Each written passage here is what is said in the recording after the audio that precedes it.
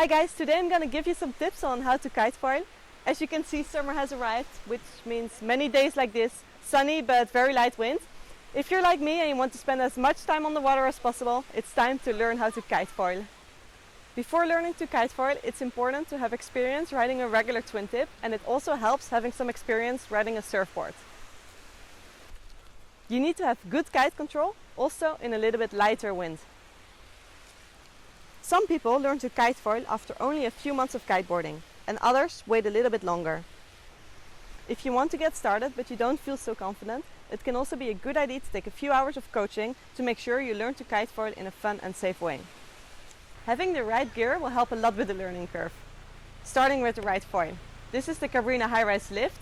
It's the ultimate freeride foil, really fun to cruise in the waves, but at the same time it's perfect for learning.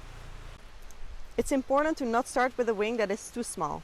The bigger the wing, the less speed you'll need to start flying. The projected area of this wing is around 900 square centimeters. Something like this is perfect to learn how to foil. Next up is the mast. Learning with a shorter mast is a lot easier. At Cabrina we have a 40 centimeter, a 60 centimeter and an 85 centimeter mast. The 40 centimeter mast is perfect for learning and a lot of schools use it for teaching. The 60 centimeter mast is also still really good to learn how to kite foil with, and people use it at a bit shallower spots. The 85 centimeter mast, which is this one, is great for more experienced rider. It is possible to learn on it, but it's quite a bit harder and mistakes will result in way harder crashes. Once you feel more comfortable, the long mast is really fun because you can really lean into the foil, and it's better for cruising in the waves and pumping.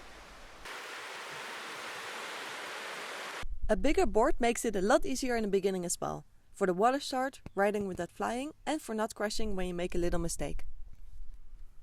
In the beginning I definitely recommend to put the front strap. It makes the water start so much easier and it also helps for handling the board. Make sure to put the strap really loose so you can easily jump out during a crash. I don't recommend to put the back foot strap yet, because you won't need it in the beginning. Once you feel confident, you can choose to put the back foot strap, and you can put two straps in the front, which is great for tacks, jibes and going full speed. A kite with a lot of D-power also helps a lot.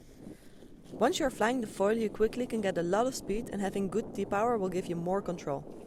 My favorite kite for foiling is the Motto. You should take a smaller kite than you would normally use, but at the same time you still want a little bit of power to get you on the board. When you're foiling with enough power, you can keep the kite really high in the wind window, which helps you balance on the foil. Taking a kite that is too big will be dangerous, but also taking a kite that is too small will require a lot of technique.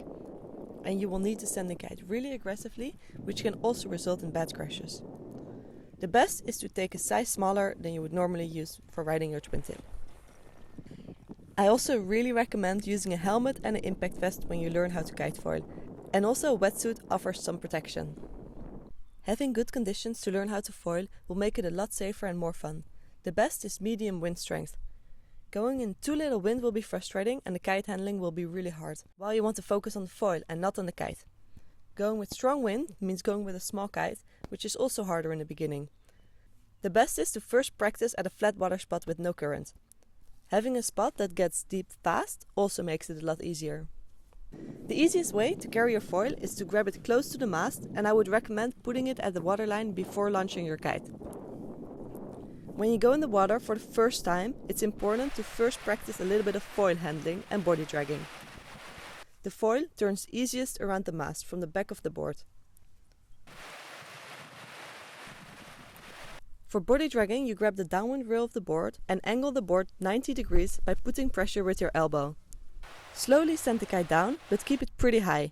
The foil easily generates power and it's important to be more careful than with a regular twin tip. Make sure to keep your legs away from the foil at all times. If you send the kite too much, just let go of the foil and focus on controlling the kite first to avoid injuries. Once you feel comfortable handling the foil in the water, it's time for the water start. Put the kite at noon and angle the board 90 degrees the same way as you would do for a body drag.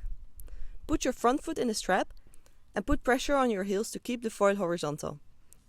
Make sure you always have your back facing the wind. With a hydrofoil you can easily turn around. If that happens, try to turn in a good direction or take off your board and start over.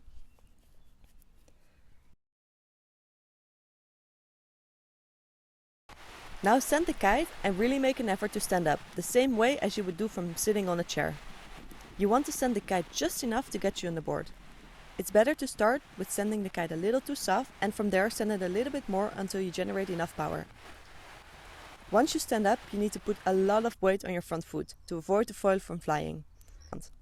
Pushing your hip forward can help putting the weight on your front leg. First, you want to practice riding around on the board before going for your first flight. Another thing that's really important is to not edge like on a regular twin tip. If you start edging on your heel side or toe side edge and you feel like you're out of control, send your kite to null and push the bar away from you. If you still feel out of control, jump away from the foil. Trying to correct a mistake with a lot of speed is usually pretty dangerous and something you shouldn't be trying in your first session. When you're riding around, keep the kite high at all times. This will help you with stability, because you can use the power of the kite to balance on your board. Sending the kite too low will result in uncontrollable speed and bad crashes. In the beginning, you should turn direction by slowly sending your kite to noon, so you can sit back in the water and flip your board. Keep riding around on the board until you feel in control. After that, it's time to go for your first flight. Do the water start like before. First ride a couple of meters on the board and then slowly start putting a little bit of pressure on your back leg. When you feel like you start flying, put pressure on your front leg again to get the board back in the water. Again, try this both ways, and once you feel comfortable, you can try to go for longer flights, which is the best feeling ever.